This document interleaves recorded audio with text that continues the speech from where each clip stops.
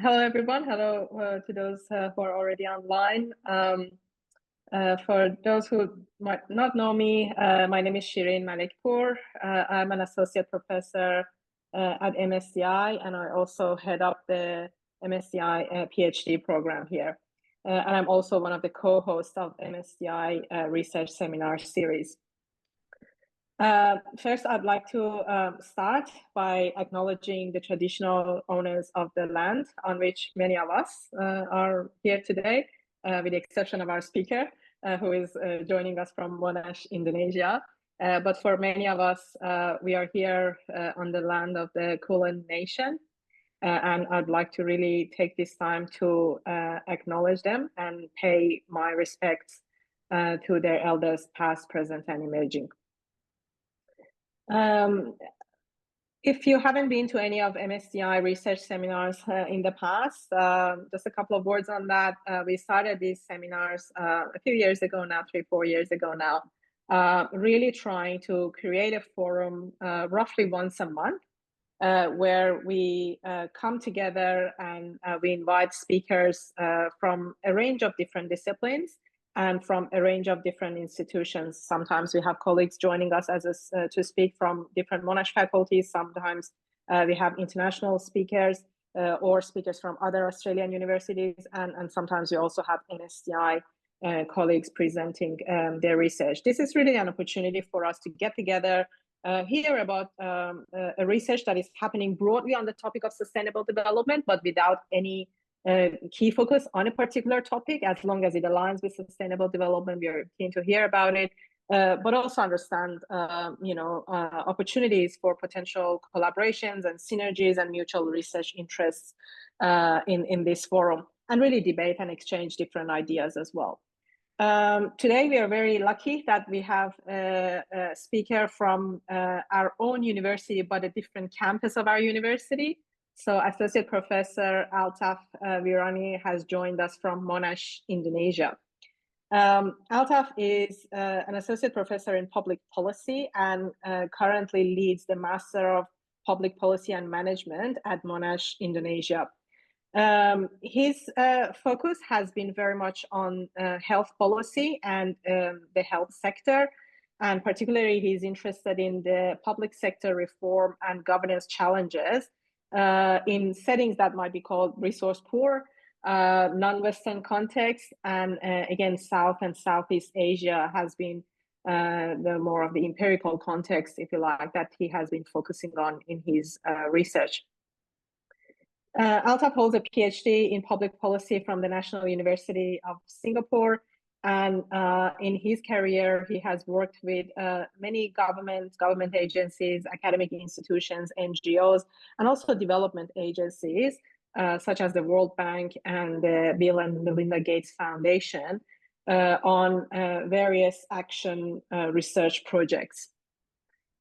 Today, in this talk, he is going to talk about public-private partnerships with a focus again on the health sector and the lessons that can be derived on that for sustainable partnerships more broadly. So on that note, I'll just stop here. Altaf, the floor is yours. The way we run this is often that you can present for roughly half an hour. And then after that, we'll open it to question and answer with the audience. All right. Thank you so much, Shireen, for those kind words. Good afternoon, everyone. It's morning here, afternoon, I think, where you are.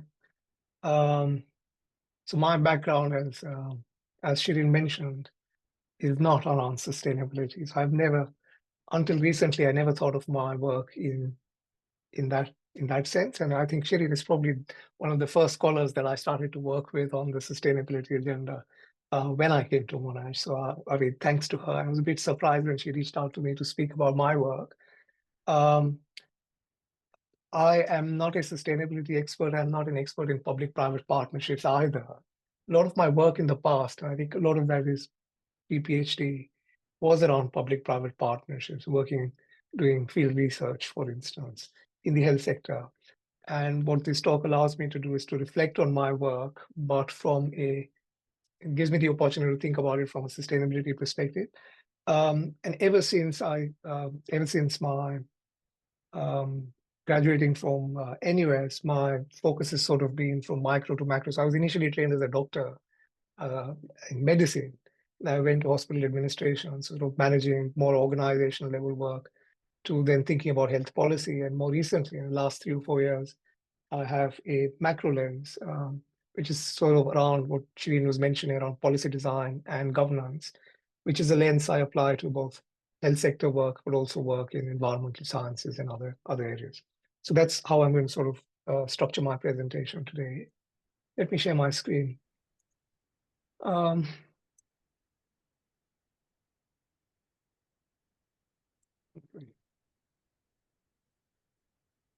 Hit it again.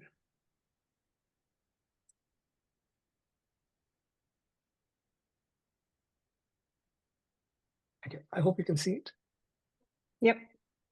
All right, so I'm going to talk about designing sustainable partnerships. And roughly, this is what I will do, is speak about public-private partnerships as an instrument of state policy. Why do policymakers use partnerships to do the kind of work they do? The sustainable... Sorry, can you hear me? Yep, it works. Yep. All right. The sustainability challenge in PPPs, a lot of my work in the past has focused on looking at this question of why do partnerships fail or succeed, and what can we do to make partnerships sustain. The third is I'm going to speak a little bit about the value of a multi-stakeholder perspective and how thinking about public-private partnerships through a multi-stakeholder lens might tell us about reasons why partnerships fail or succeed, and what can we do in terms of policy to try and create sustainable partnerships, which is the last segment of my presentation in terms of what we can do in terms of policy design, what are the considerations that we may want to consider, things that we may want to consider. And I realized while looking up Sustainable Development Goals, SDG 17 is on partnerships for the goals, and speaks about partnerships mostly from a global partnerships perspective. Most of my work, however, has focused on partnerships in the organizational sense. One of the arguments that has often been given for why different sectors must collaborate is from public policy side, say each of these actors have different advantages. Think about the government, civil society, businesses. Why do we need to work together to try and address grand policy challenges, wicked policy problems, for instance? Said that each of these have certain advantages, and each of them have certain problems associated with them. So, for instance, the government is powerful, mighty. It has legitimacy of people behind it. It has the ability to fund and to scale up quickly. Businesses, on the other hand, they might have funding. They are very efficient at delivering services or building infrastructure when they see a business case. But that also presents a problem, and there's a moral dilemma there. That at the end of the day, bottom line is what is important for them. I think about the civil society, they bring with it moral legitimacy, and they are mission-oriented, for instance. They have the ability to mobilize attention. But they are sort of goal-oriented, so they focus on a particular thing that they are looking at, and may or may not be consistent with what the government wants to achieve. So ultimately, it is about how these different partners, so as to say, work together to try, and how they can be made to work together to try and achieve policy objectives. I was sort of looking at conceptual literature, which is what I usually do. One of my colleagues at the National University of Singapore, the Lee Kuan Yew School of Public Policy, thought about public-private partnerships in this way. So where do public-private partnerships fit into the collaboration cube? And you can think about this from 3 different perspectives. You can see the 3 axes there.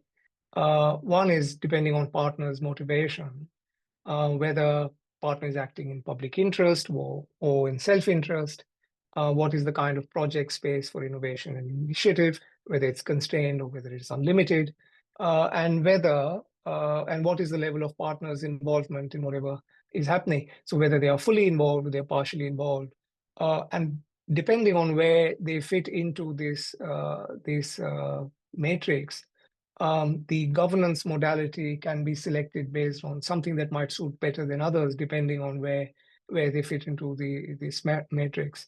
So for instance, you can look at public-private partnerships or contracting is a different sort of occupies a quadrant where the private partner is very much involved in the delivery or the creation of the public infrastructure or the service, versus on the other hand, where the government sort of has a mild regulatory role. Um, um, and if you sort of look at how the World Bank classifies public-private partnerships, sort of it occupies a realm in between fully contracting out arrangements to full privatization. So contracting out on the one hand versus full privatization on the other. And there's a range of different models that could constitute public-private partnership arrangements. And they vary depending on the level of involvement of the private partner and the role of the government. And they vary depending on the degree of risk that is involved for both the private sector and the public partner. Contracting out under a public-private partnership, in typical sense, involves something called as bundling, which means that the private partner is engaged in multiple areas of work.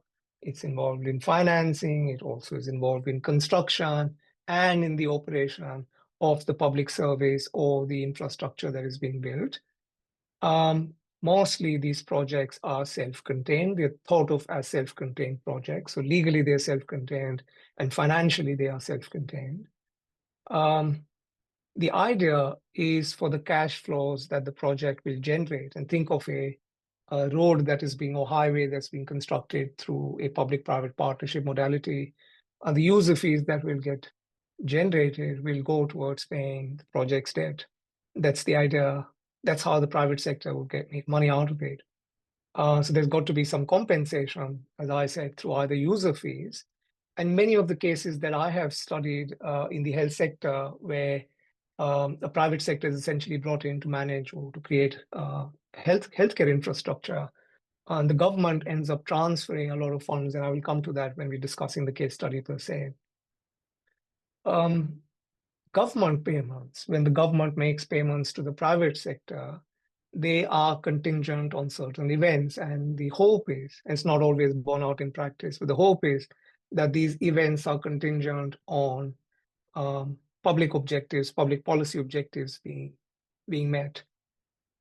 And if you sort of look at literature on public-private partnerships, one of the arguments is given is that governments simply don't have the money to create public infrastructure and to run public services. It's been the story in my country, which is India, and it's the story in Indonesia, and many of the developing country contexts that we're talking about.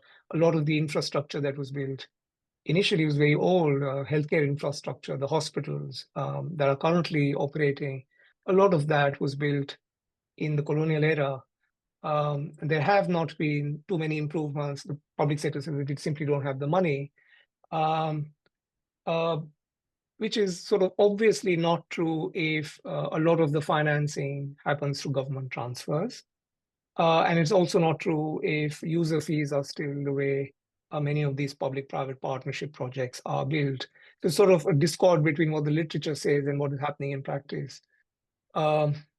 Efficiency gains. One of the arguments is that public-private partnerships are more efficient because the private sector is more efficient, particularly if you could align the incentives to whatever your objectives are. These incentives are critical to realize the efficiency gains and get the private sector to work towards public objectives.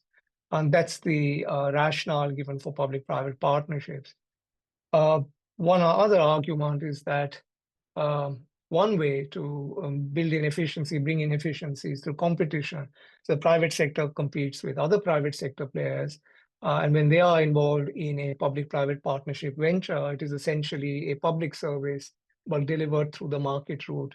And what the market usually does is sort of very good at bringing in efficiency.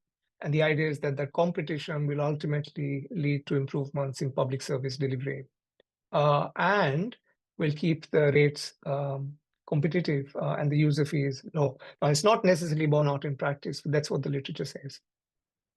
The final thing, final argument, again, is the public sector tends to produce white elephants. It's different from when the private sector is involved. And think of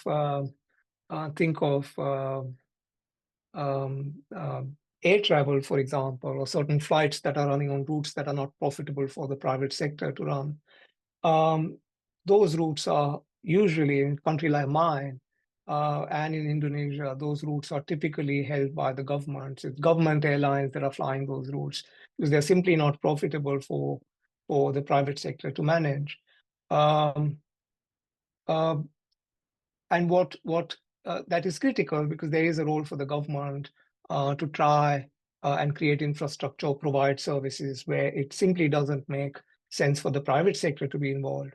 But involving the private sector, there's a danger and there is an opportunity. That what it tends to do is to filter out white elephants, which are essentially projects that are not worth it.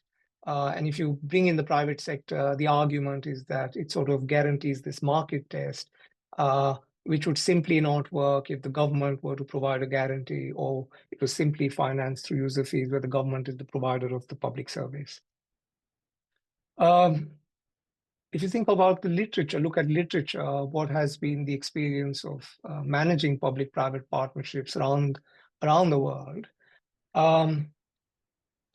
It has found, some of this literature is coming from the health sector, that it has been found to lower the cost of production for the private provider. But there are questionable effects on the overall cost for the government. And that one of the reasons is what I just mentioned, where the government is actually still continuing to make transfers to the private sector to run a public service. So while this cost for the private sector might be lower, the cost for the public sector and for the government are not necessarily reduced. Performance and quality, it tends to boost performance, depending on how you define performance. And it widens the range of services that are available. It improves the quality of services that can be made available when the private sector provides it. Equity and accountability. The evidence about equity impact of public-private partnerships is largely mixed. And what literature has found is that, research has found, is that evidence on access and utilization is the access that tends to usually suffer. So literature on access is essentially mixed literature, with some literature points to public-private partnerships essentially making public accountability suffer when the market is involved. And the number of accountability mechanisms have obviously increased, but the objectives of accountability have shifted from democratic accountability when the public sector provides a service to accountability for performance when the private sector is involved. You look at the figures on growth, and these are dated figures. That dated figures from low and middle income countries. You see public-private partnerships by large has been on a rise. I thought of looking up more recent figures, and I don't know if you can see this one. So this is an exercise that I do with my class on public sector reform. Try to get students to look at data on public-private partnerships that are recorded with the World Bank. So this is a World Bank group run site, and they sort of collect information on all of the public-private partnership projects across different countries. Australia and US are not in this data set, but most of the developing countries are. And you can see there's a increase in projects over time and decrease. So it's sort of the trends are variable. Around 2010, in that decade, it sort of peaked and sort of going down after that. But if you were to sort out by country and by sector, you will find a more nuanced analysis. The one thing I wanted to show is a category called cancelled, which in public-private partnership literature is essentially referred to as termination of partnerships. What you will notice is that certain countries tend to show greater propensity for termination of partnerships than others do. They're essentially countries in Latin America, there's India, China, and Indonesia. It sort of brings to this question of why do we see these differential rates of termination? What might explain why certain partnerships are more sustainable than others? Literature finds different reasons. One of the two reasons that I want to sort of highlight here, which is sort of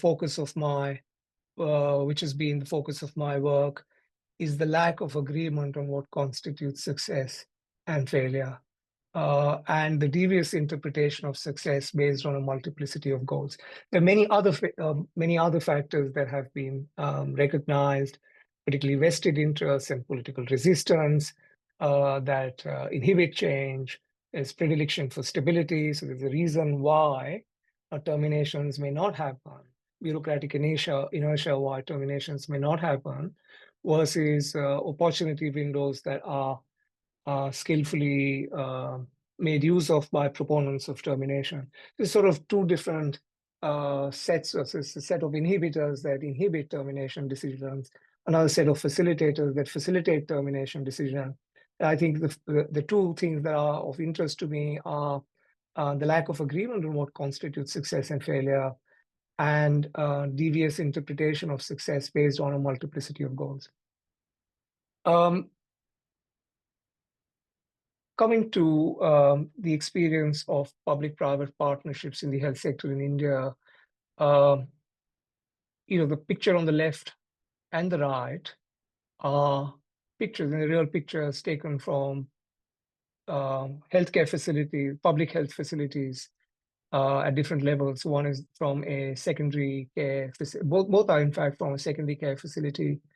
And the picture in the middle is from a hospital that is a public-private partnership venture where the government brought in a private sector player to manage a facility. And sort of from the looks of it, it seems that obviously PPPs are effective. It seems that it's sort of clear that the infrastructure is so much better where a public-private partnership is sort of like a private hospital versus a public hospital that still, I mean, not all public hospitals look like this, but many of them do. And that's the argument that governments are typically provided, that this is a service that needs to be provided. And public-private partnerships are a way of improving the quality of services that we provide. This is data that comes from the city of Mumbai, which is where I did a lot of my early field work on. And I looked at a particular case of PPPs, which became the city's first public-private partnership venture, where a public facility, a municipal facility, was privatized, so as to say, in a way where the private sector was charged with developing facilities and operating those facilities. And I'll come to the exact nature of the agreement in a bit.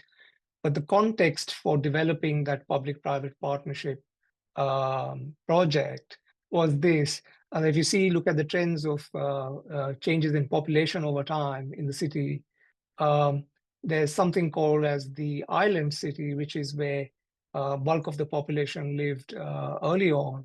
And over time, you can see that as the population of the city has grown, bulk of that growth has been actually in the suburbs, where populations have moved and migrated from the island part of the city to the suburbs.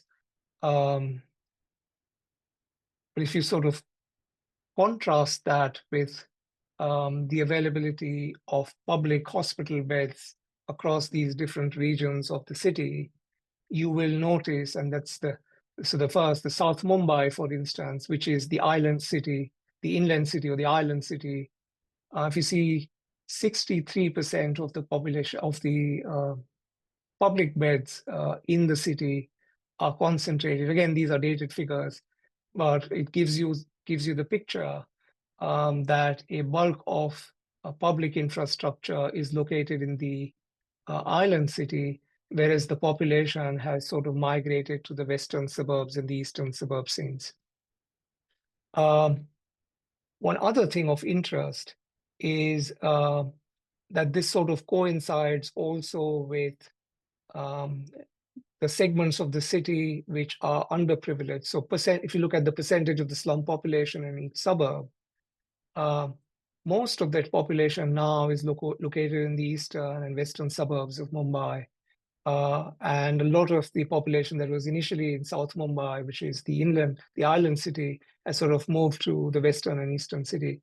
That's where the underprivileged sections live largely, and which is also where the percentage of public hospital beds are the least, which is why the public-private partnership project, which is where the public-private partnership project that I mentioned earlier comes in. And the government essentially said, and the CT here refers to the charitable trust, which is essentially the private partner that was engaged to run the public-private partnership facility. And this sort of gives you the nature of the agreement. MCGM stands for the Municipal Corporation of Greater Mumbai. As you can see, the obligations of the charitable partner were to reserve 40% of outpatient facilities and 33% of inpatient facilities for patients who are not well-to-do. So as general patients, meaning patients to whom user fees will not be charged. And in response to that, to compensate for that, the private partner was allowed to offer high-end super specialty services to private paying patients in a way that would compensate for the free services that it provides to 40% or 33% of inpatients that are general category patients. Which is what this figure tells you, that 60% would be private paying patients, 40% of outpatients would be general patients. Again, inpatient category, 50% of the patients would be patients who are private, and the rest would be sort of divided across different segments of general patients, some of them also subsidized in part by the government. But if you sort of look at the data on utilization, you will see that while the patient load in this hospital has increased over time, a lot of that increase is coming from the private services that the hospital now provides. There has been a stagnation and sometimes a dip in the facilities that are provided to general patients who are not particularly well-to-do. And in every single year, these are below the levels that are required of them to sort of be provided under the agreement. I will be skipping, this is a short video that I had, which is essentially talking about other hospitals of this kind, where private partners have been found to be in breach of the public-private partnership agreement that they were meant to adhere to. And the courts have come down heavily on both the government and on the private partner for not adhering to the principles of the agreements.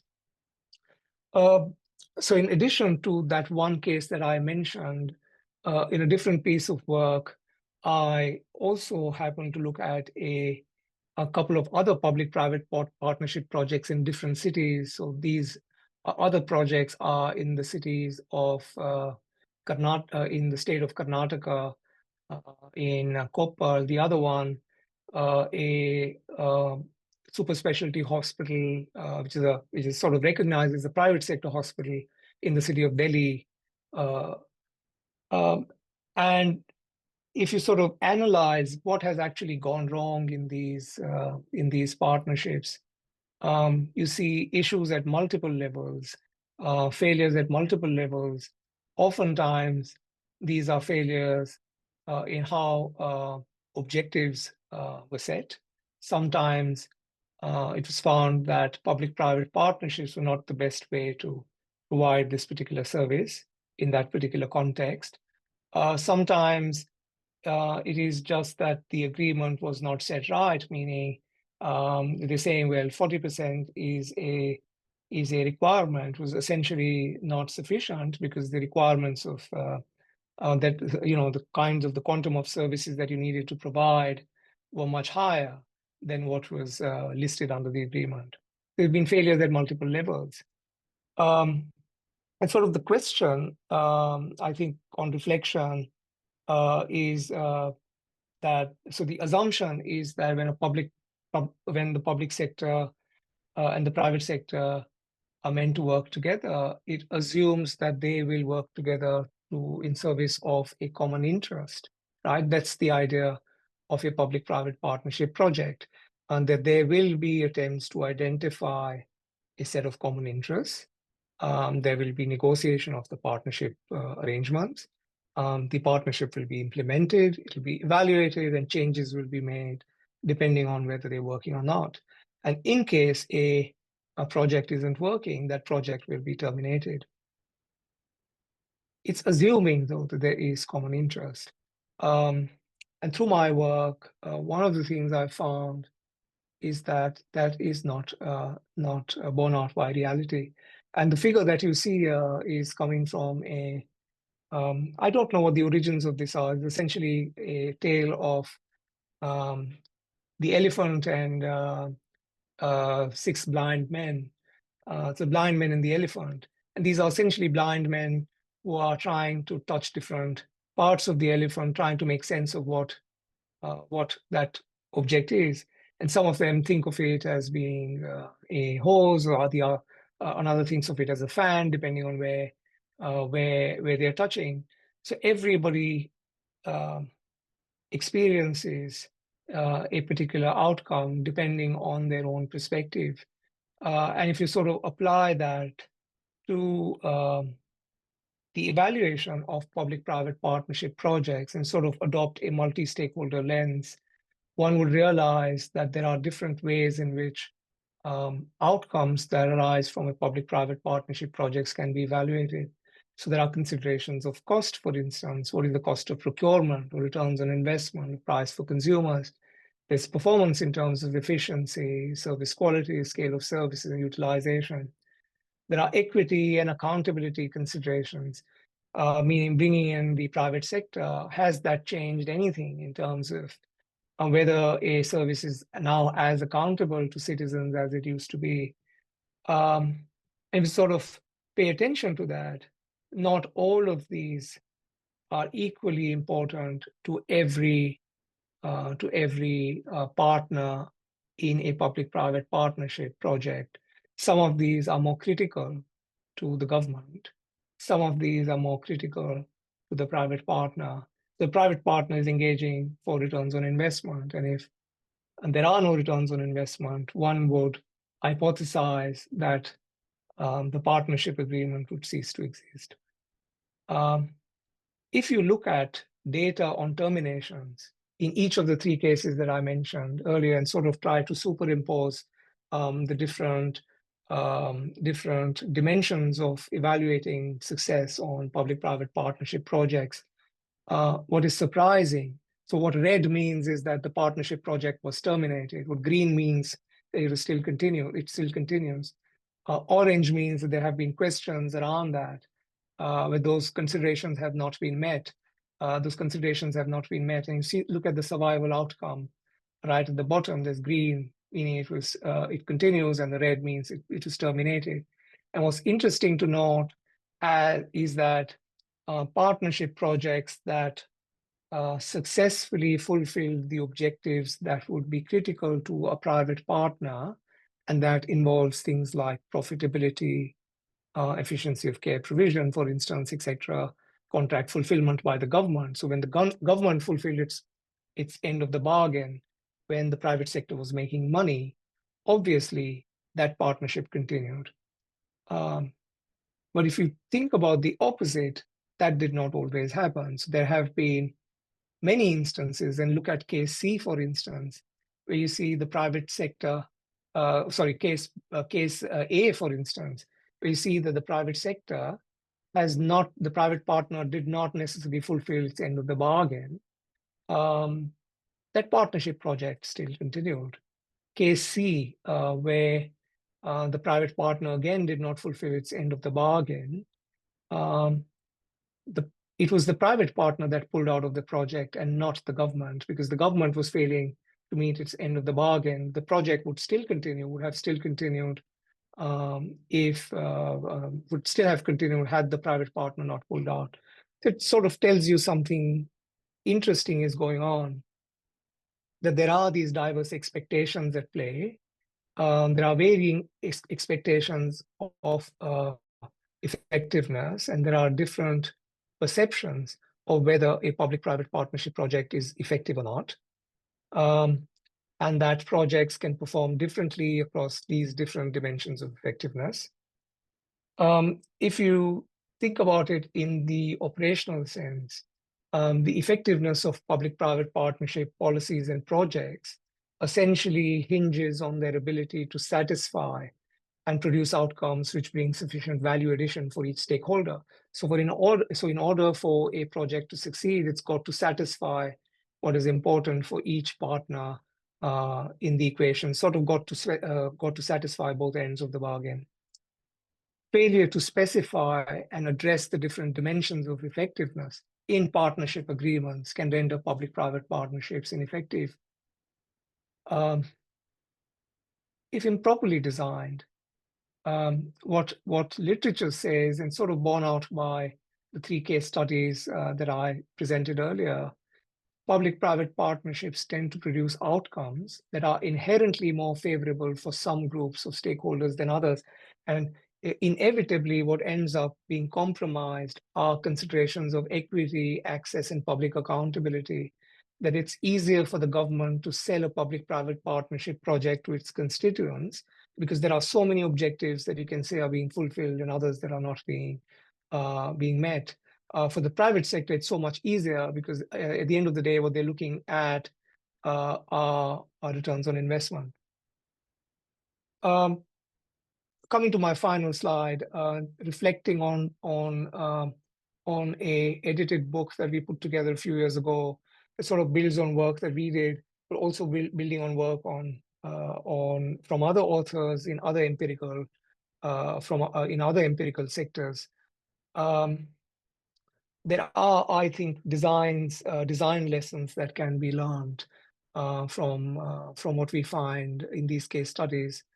The first is, this assumption that public-private partnerships are efficient or that they are always effective, that the market is always effective in producing good outcomes for the public sector, and therefore it's important for the public sector to engage them. I think it's not necessarily true.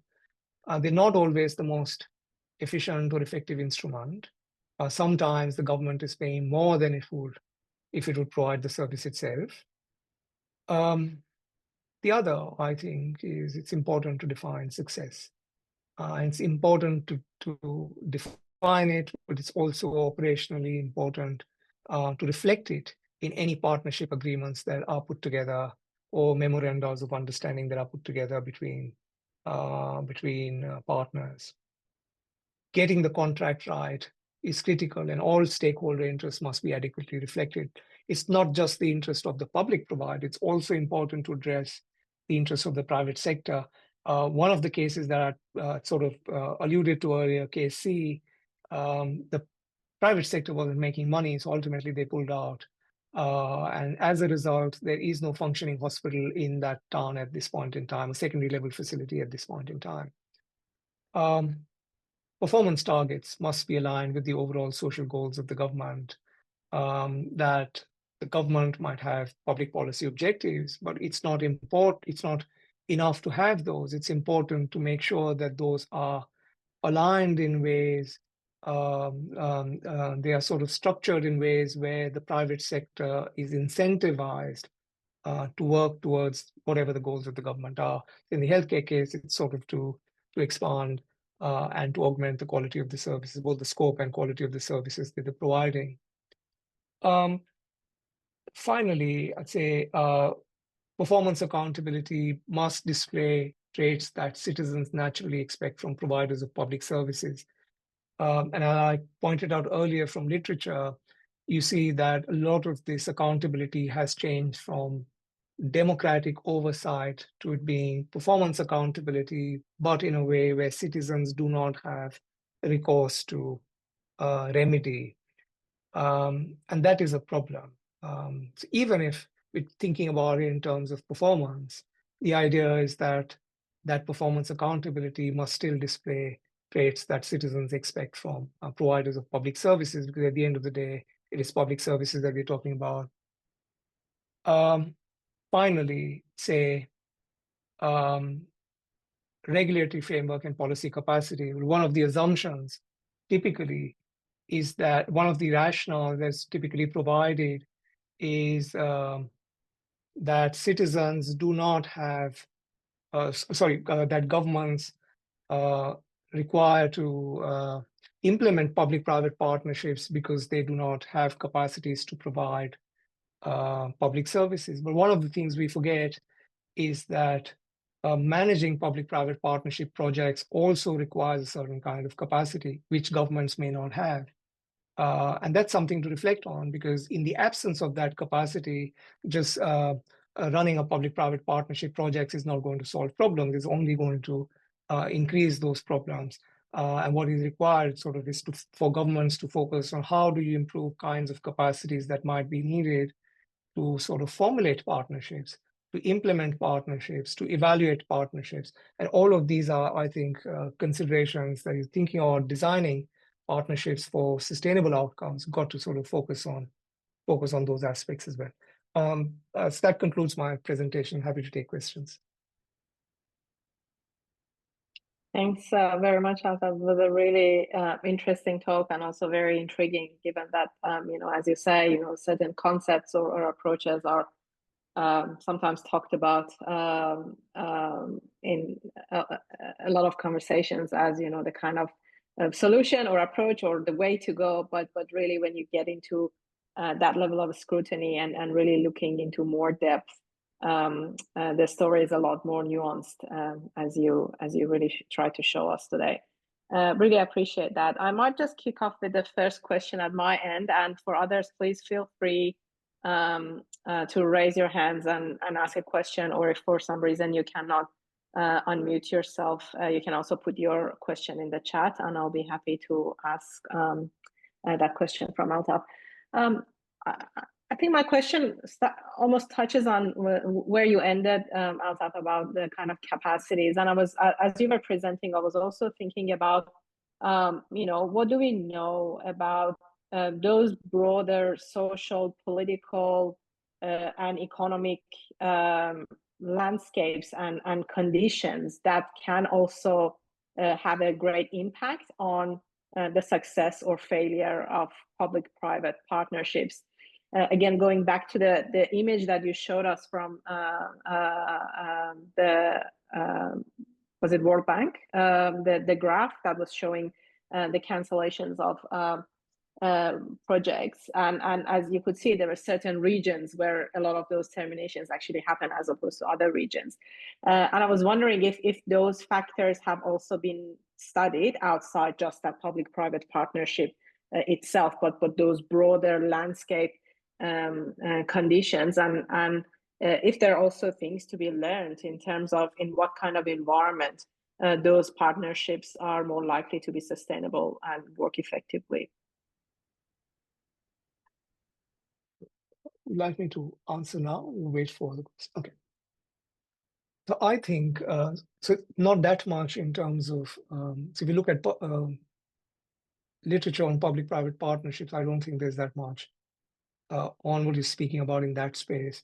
There's a lot more focus on that in recent literature on policy design in general, and on governance in general, that a lot of the models that have been prescribed, and it may be in the context of public-private partnerships, but it may be to do with, say, models on performance. How do you get governments to improve performance of services they provide, or how do you manage performance in the public sector? A lot of these models have been sort of taken from the private sector, implemented in government, with the assumption that those conditions that are required for them to succeed exist. And they don't always, for two reasons. One, that the nature of the public sector is different from the nature of markets. So when a service is provided in a free market is different from the requirements of a particular service being provided, needs to be provided in the public sector. So the nature of the service is different. The nature of government itself is different because you're dealing with things like bureaucracy, you're dealing with other kinds of bottlenecks that governments have to face with. They've got to sort of face the electorate, kinds of things that the private sector doesn't have to. They're sort of a more competitive, is thinking about customers.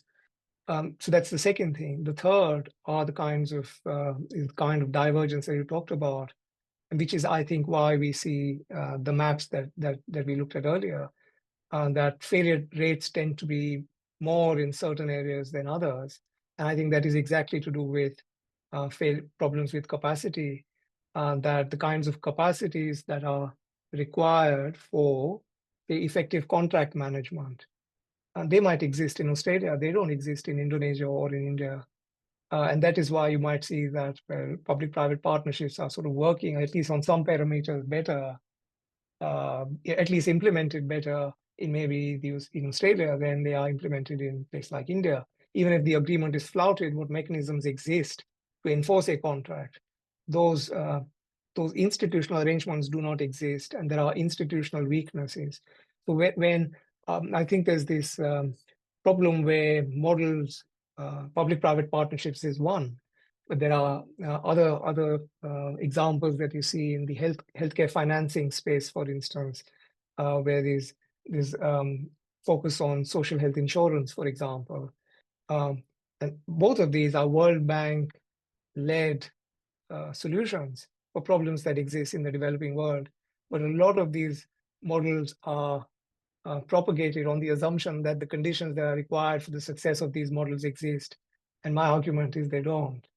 And there is this recent focus on literature in the governance space, at least, that you've got to sort of investigate the causal linkages between the policy designs that are being proposed and think about the conditions that are required for them to succeed, and then try and then focus on plugging the holes that sort of prevent these interventions from being effective.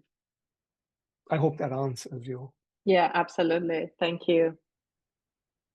Any other questions from our audience? Mitsu, go ahead, please. Thanks. Thanks, Shirin, and thanks, Altaf, for your presentation. It's nice to, I think we've exchanged emails and been on things many times. It's nice to finally put a face to a name properly. I'm mindful that at the very outset of your presentation, you said your research doesn't focus on sustainability. You're not a sustainability person. Nevertheless, I'm going to ask you a question that might seem like it's about sustainability.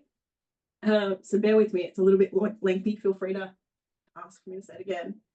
But it's about the SDGs, so the Sustainable Development Goals.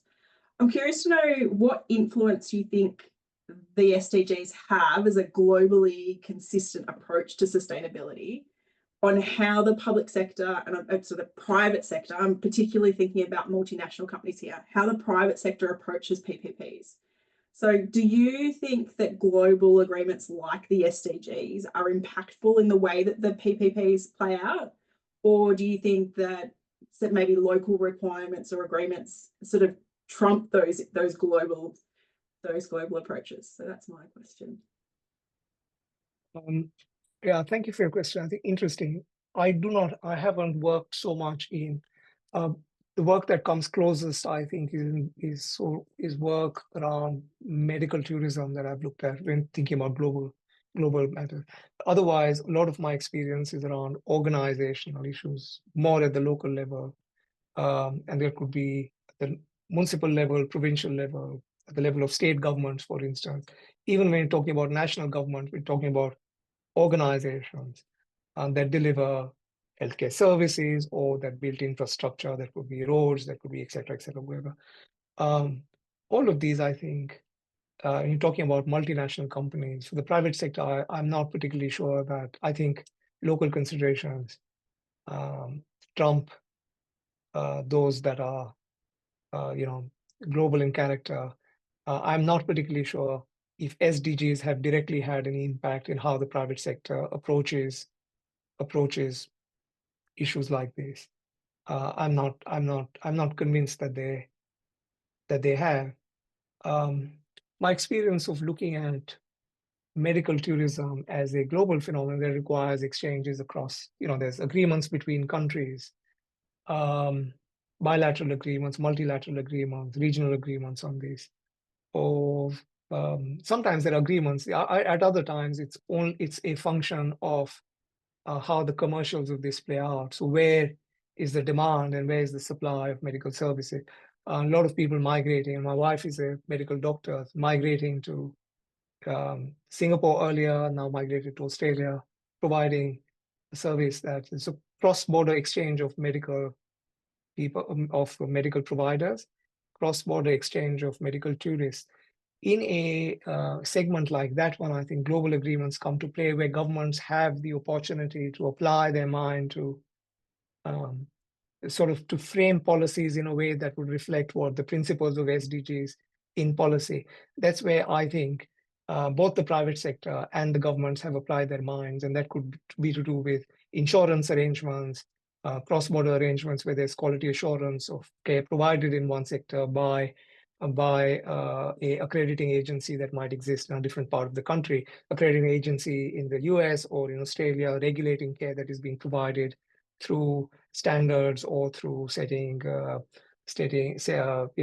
standardization of care or different standards that providers of care have to adhere to, which is where I think SDGs are better reflected. But in all of the organizational stuff, for instance, I am skeptical. I think private commercial interests trump over any application of SDGs to arrangements of this kind.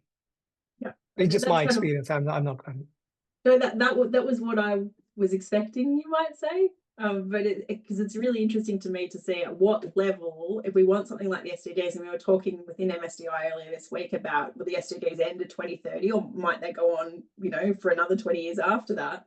And the question then for me is, well, at what level, if we want them to be taken up and implemented, do they need to be really pitched at? And it sounds like what you're saying is we want the SDGs to filter into how PPPs play out. They need to be embedded at that local and regional level so that the companies are incentivized to take them up through the organizational practices.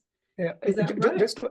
And just to add to that, I think there's a rhetoric of SDGs and of, so there's a lot of focus on ESGs in the private sector, for instance, in Indonesia, in India, but they're not particularly, they're sort of fragmented initiatives. Sometimes they're rhetorical. So a lot of these companies are interested in being part of that, but only it's sort of, from my experience, it's sort of tick boxish. There is not enough knowledge or capacity, even within the private sector, to try to understand how do they sort of fit in their practices with SDG goals, for instance, and how, at the end of the day, I think it is the question is whether they are incentivized to do it. That's what they care about. And I think they don't particularly care about SDGs unless governments find a way to tie their incentives to to social development goals. So ultimately, I think it's how policymakers, and therefore I think how Australia might have approached this is probably different from how Indonesia or India are approaching this. So there's a lot of rhetoric on SDGs and ESGs, etc., but in practice, it's not necessarily true. Thank And you. therefore, I think policy capacity has become critical. Thank you. I think we're in furious agreement. I'm glad that someone with your expertise can say that. Thanks a lot. Thanks for that question, Mitzi. It actually crossed my mind also, that question about the SDGs and implications for SDGs, but I didn't dare to ask it because I thought, I thought you might say that that's not your area. Thanks really, Mitzi, for asking that question. And I was actually wondering that it would be interesting to see, and maybe in the future there could be some research around that, comparing contexts like Indonesia versus Australia. As you said, there is a lot of rhetoric around the SDGs in Indonesia, but that rhetoric is even absent in Australia. So the government here is just not even interested in talking about it. So it would be really interesting to see, if, perhaps in the future, post 2030, if it was to be taken more seriously again, and there were governments who could act more effectively, like the Australian government, if it was willing to act, then how that might actually change the landscape here. Thank you so much, really. We don't have any more time, and a few people have started leaving already, so we might just end that here. Really appreciate the talk, Altaf. It was really interesting to see, and I'm sure we will continue working with you on really interesting projects in the future across MSDI. It's a pleasure. Thank you so much. Thanks everyone for asking. Thank you. Bye-bye.